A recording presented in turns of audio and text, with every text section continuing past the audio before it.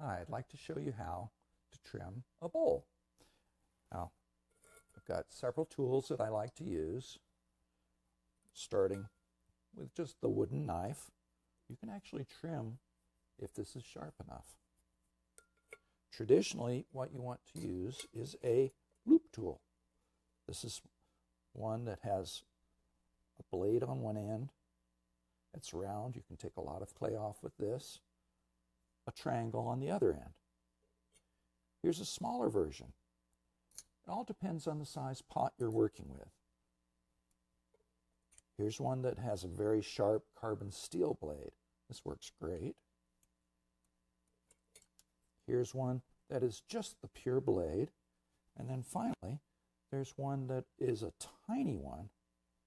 Gets into all the little small spaces, and I'll probably use this a lot to trim my small bowls. You just choose the right tool for the job. You can get away with using any of these. Figure out which one works best for you. You also need a card for smoothing the piece and burnishing it after you finish trimming. And a needle tool to help you decide where exactly you're going to be trimming. So to start with, I've got a bowl that I threw the other day, and it's leather hard at the top. It's holding its shape, doesn't bend anymore, and it's still a little bit soft down at the bottom. To get it off the board, it doesn't want to come off. So what you do is you put your fingers way down low. Don't grab it by the rim, and lift. This decided to come off pretty nicely. There we go. Now, see, it holds its shape. It's even all the way down. It's still a little damp down here. You know it's just right for trimming if it's a leather hard, like a hard cheese, where you can put your fingernail into it and it leaves a mark. If it smears, this is okay if you can push it around and it's still plastic. Just wait. Something you can do to help speed up the drying is get it off the wet board, turn it over. You'll see pots turned over like this all over the world. And what that does is it keeps the air from getting to both sides of the rim, and the piece will dry more evenly. You also get the bottom to dry for you. So this one is ready to trim. I can put my fingernail into it.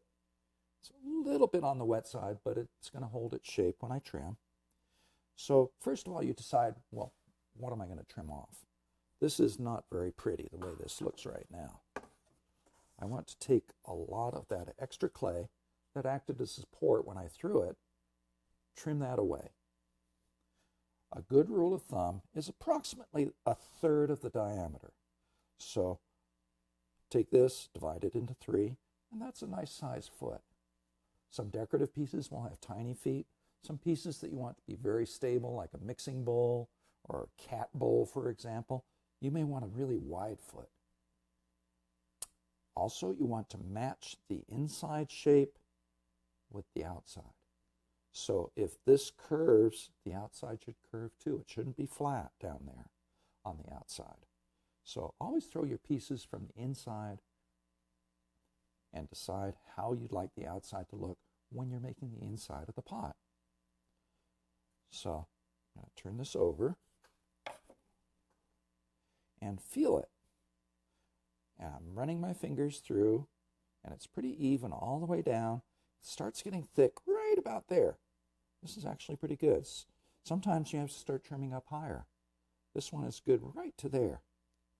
And then you look at the bottom. You go, okay, I think the foot should be about 1/3 of the way, so I'm going to put a mark. So all this clay is going to come off here. There'll be a foot ring. Then, this is very important, feel how much clay you've got left in the center, because you do not want to trim through. So usually when I throw something like a bowl, I'll leave like 1/2 inch. So when I trim it, I trim away half of that. So the wall of the pot will be 1/4 of an inch, and the height of the foot will be 1/4 of an inch. Next thing you want to do is center it.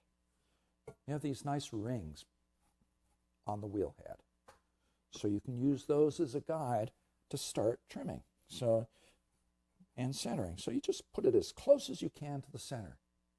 Now remember, sometimes the top of the pot doesn't match the bottom.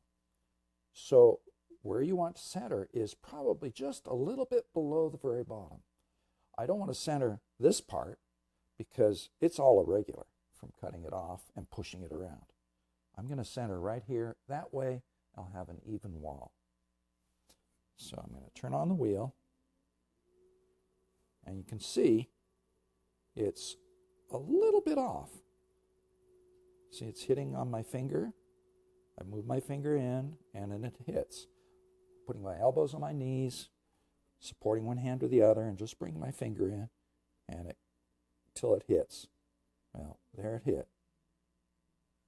I'm just going to stop it and push it just a little bit towards the center. Do it again till it's on center. Now, there's a potter's way of centering a pot. So remember, you can't tell if it's on center if it's going really slowly. You have to have it going at a medium speed. Now, this tap centering, what you do is hit it, and hit it when it comes around. Well, how do you know when? Well, you just kind of tap it. And I always put my left hand over here just in case I hit it a little too hard. If the wheel's going around fast enough and you tap it, it should go into center. Sometimes it just goes right into center. Sometimes it takes several taps. There. Not much. Bigger pots, you might want to use your whole hand. This, I just used my fingertips. Check it. Make sure it's on center. Hold it onto the wheel. Use a piece of clay. And use plastic clay, not sticky clay, plastic clay. Because the plastic clay will stick to the wheel head. It won't stick to the leather hard clay. And it'll hold it in place. So you make a coil. And depending on the size of the pot, it's how big the coil will be. And put 3 pieces around it. Some people will put clay all around, and you don't need to do that. You just need the 3 equidistant. Whatever you do, don't just put them on either side, because you push it on one side, it's going to go off. 3 is enough. Now, to get this stuck on the wheel, you hold the pot and push down onto that clay. You can see how it pushed down, it stuck it to the wheel head, and it pushed this clay into the pot and is holding it now. Hold it again on each of these other 2 pieces. And once you have it set, then you can come back and push it again a couple times. Now, if this clay isn't soft enough, it's not going to stick to the wheel. You may want to just put a little bit of water. Just take a sponge and dampen the wheel head. That'll help it stick. So now, check it again, because sometimes you get so excited about getting it on center, you push it off center when you're putting the clay on. So check it again. It's good. Now there's my mark that I want to trim the foot to. So I can't see it very well when it's going around. Scratch a line. Use your needle tool. Hold it very tight. And I don't know if anyone remembers record players, but it's just like a record player. You don't want to dig it down fast. You want to point the needle in the direction of the wheel and just slowly draw it down until it barely touches the top. And once it's touching, you can make that ring. Now, if you decide you don't like it there, erase it. Maybe move it out a little bit, or move it in a little bit. Now, that'll be the outside of the foot. I'm going to take and go in about 1/4 of an inch and make the inside. The size of the foot should relate to the size of the pot. Big pot, you want a nice big foot. Small pot like this, it shouldn't be that big. Should pretty much be similar to the, maybe 1/4 of an inch, maybe a little bit wider than the rim of the pot. So I've got it marked. Now I need to choose my trimming tool. I think I'll just go with this one. It's got that nice round end. Make sure it's clean. Now, beware. Manufacturers will sell tools that are made for working with wet clay that are just wires. This is actually like a blade. It's got a sharp edge on both sides. This will cut the clay. The other, it doesn't do so well. So start by using the corner of the tool and defining the foot. I'm going to go back in and exposing it. I'm not going to touch where the foot's going to sit on the table till the very end. That way I know this is going to be the highest and it'll be lower in here. Now, if I put the tool on this outside edge, it's probably going to want to push me around. And you can get away with it if you really hang on tight. What I found works well is to put the tool on top very gradually and then slowly bring it down. Now remember, pretty much everything you do is about at 3:30 if this were a clock face. So the tool will go right about here. It's very comfortable. It's just to the right. Think about peeling a carrot. If you put the knife straight against the carrot, nothing's going to happen. But if you tilt it, it's going to start peeling. Same thing with this. So you put it on the pot gently. And I usually rest my hand on the pot to have control. Elbows into my body, hands together, and put it on there gently and tilt it a little bit till it starts cutting. And where people go wrong is they just go, boom, go down really fast, and they'll trim too fast, and what'll happen is you'll get it thick on one side, thin on the other. It'll be uneven. To keep it even, let the wheel go around at least 6 to 8 times before you move your tool. Let the wheel do the work. The wheel's going around. Get it going at a medium speed. Remember, if the wheel's going really slowly, you have to stay in one place for 6 to 8 revolutions. So if it's going like this speed, I can do that easily without holding my breath. So I'm going to put it on there, tilt it a little bit, and trim that irregular edge off. I'm going from the top down, and I know this part's even because I felt it, and then it gets thick right in here. So this is what I have to trim off. I know the inside is round, so I just have to make this round. So I'm going to trim this down. This clay's peeling off very nicely. That's what you want. If the clay's too wet, it'll stick back onto the piece. If the clay's too dry, it's hard to trim, and you'll end up with dust clouds, and you can even crack the piece by putting pressure on it. So this is just right. So you go from the bottom up. Trying to remember what the inside of the pot looks like. And I'm stopping at the foot. I'm exposing it. Think of Michelangelo. All his sculptures were inside that marble. All those sculptures were inside the marble, and all he did was expose them. Get them out of the marble while you're exposing this foot. So I'm going to take now the flat side and clean off those little lines that the tool made. And you go from the top down, or you can go from the bottom up.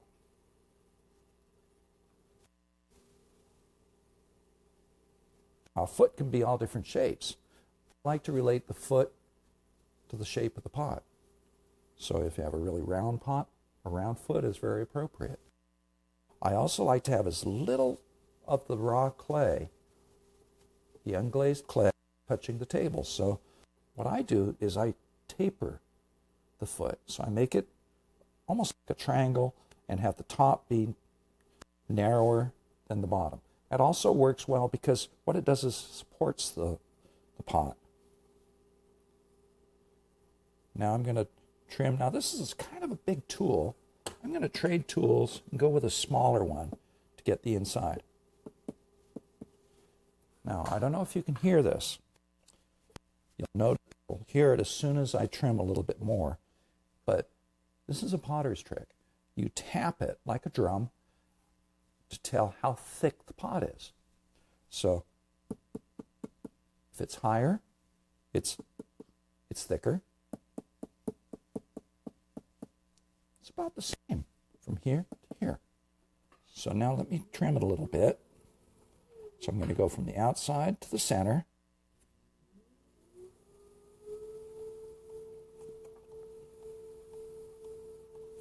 Just a little bit at a time. Look how thin those pieces are.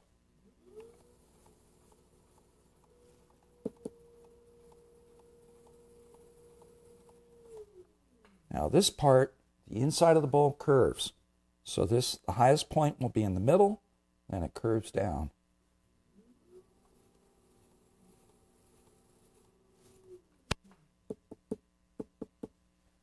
I can hear it. See if you can hear this. Higher note, thicker. Lower note, thinner.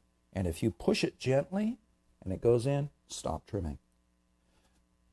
The key to not trimming through is to trim slowly. Don't take a lot of clay at once. I'm just going to smooth this off. Now, right now the foot is kind of unfinished. It's sharp on the edges. I'm going to taper it.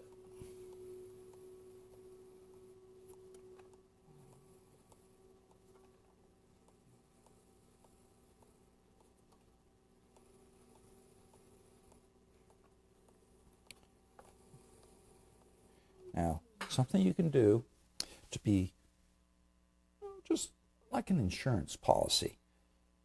Sometimes you might want to put a runny glaze on a pot. If you put a little line or have a transition where the foot is, it'll help stop the glaze. Another thing, if you have this angling out, I wouldn't be able to pick it up by the foot. But if you have it rounded, have it come in a bit,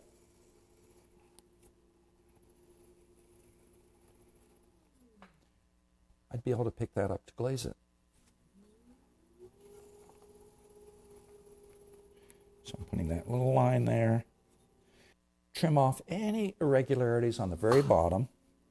Sometimes the wire will do something like make that irregular.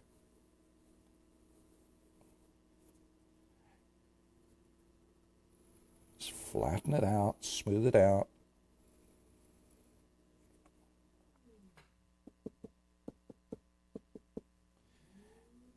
And then round this edge. Very, very important.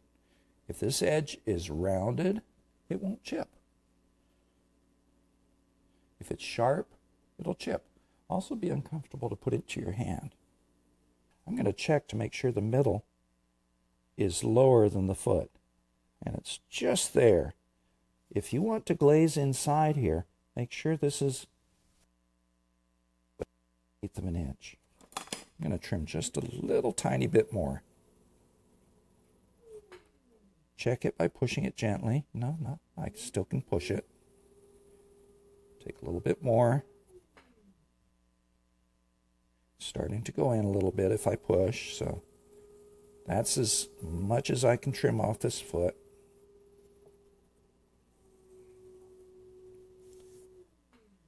So, almost finished. 2 more things to do. Burnish it. This clay has grog in it.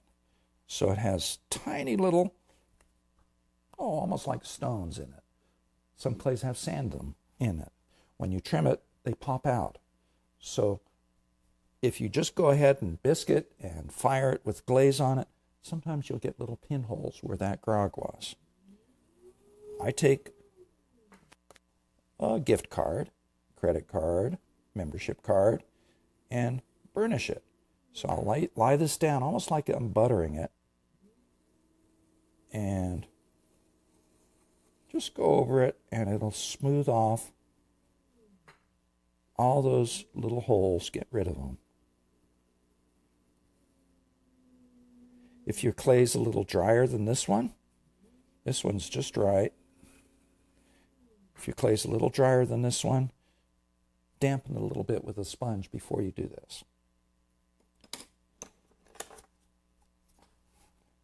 Finally, I'm going to sign it.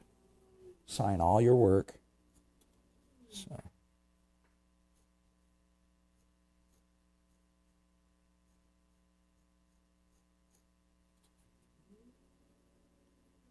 Check to make sure you've got space there. All's good. Take off this clay.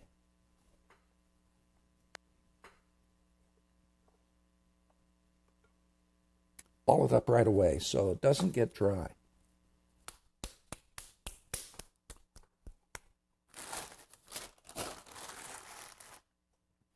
Now, the moment of truth. Trust yourself on this one. It's how it feels.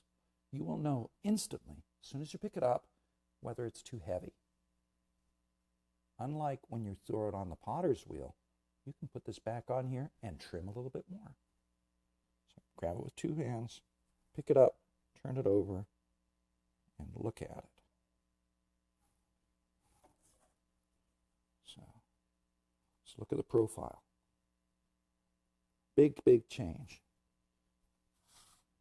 So it went from this to this.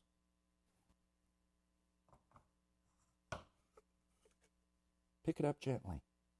See if it feels all right. If it's bottom heavy, there's still a lot of clay down there, trim it a little bit more.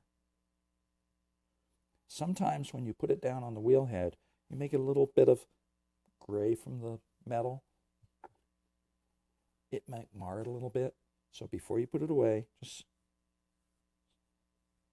sponge it off on the rim. Now, be careful.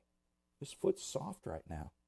If I put this on a thing with a bunch of clay on it, I'd get marks all over the bottom. You can prevent that by either drying it upside down on a bat like this. You could put it on a clean board. You could put it on a little bit of newspaper on the board. Okay, this is one of the potter's dilemmas. When you trim, now that was a little bowl, there are trimmings. And what do you do with them? And it's just like everything else in life. You can put it off or take care of it right now. These are leather hard. All this clay I can put back together, but it doesn't have enough water in it. So a simple way to recycle is to get it kind of together. And if it's drier than this is just perfect right now. If it's drier than this,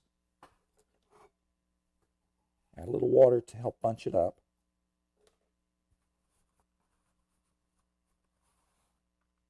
Now look how much clay I got off that pot.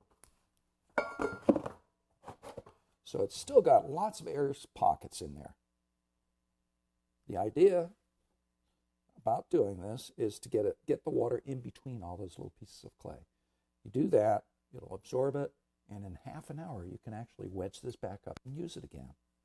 So what I'm going to do is dip it in my water, just kind of dip it in, and then squeeze it out. Think of a sponge. It'll be all slimy on the outside.